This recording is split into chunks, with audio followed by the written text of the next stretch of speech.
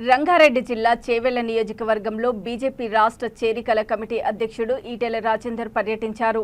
ఈ సందర్భంగా చేవెళ్ల ఎంపీపీ మాల్గురి విజయలక్ష్మి రమణారెడ్డితో పాటు భారీ ఎత్తున ఈటెల రాజేందర్ సమక్షంలో బీజేపీలో చేరారు.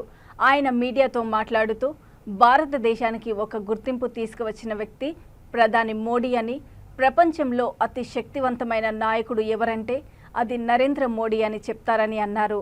ఇలాంటి పేరు రావడానికి ఆయన కార్యాచరణ, దీక్ష, పట్టుదలని తెలిపారు.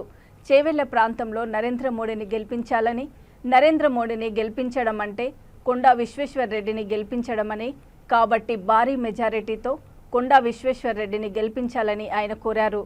ఈ యొక్క కార్యక్రమంలో మాజీ పార్లమెంటు సభ్యుడు కొండా విశ్వేశ్వరరెడ్డి, చేవెళ్ల మాజీ ఎమ్మెల్యే కెఎస్ రత్నం, మండల నాయకులు, కార్యకర్తలు పాల్గొన్నారు.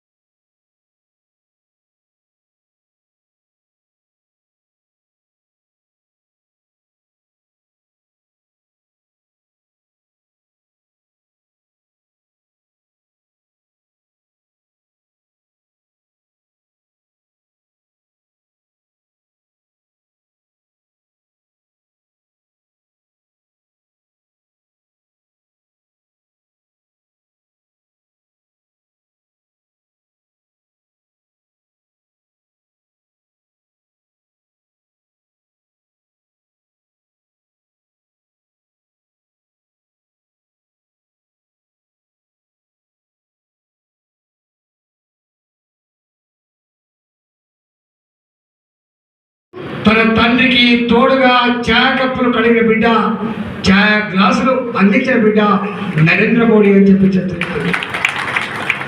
అలాంటి పేదింటి బిడ్డ, అలాంటి కష్టాన్ని చవిచూసిన బిడ్డ భారత ప్రధానమంత్రి అయితే ఏమొచ్చింది? కరోనా వచ్చిన తర్వాత నా దేశ ప్రజానికం ఆకలితో అలవడించడానికి ఆస్కారం లేదని రాష్ట్రాలతో సంబంధం లేకుండా మనిషికి 5 కిలోల బియ్యం చొప్పున 80 కోట్ల మందికి అన్నం పెడుతున్న బిడ్డ నరేంద్ర మోడీ గారు.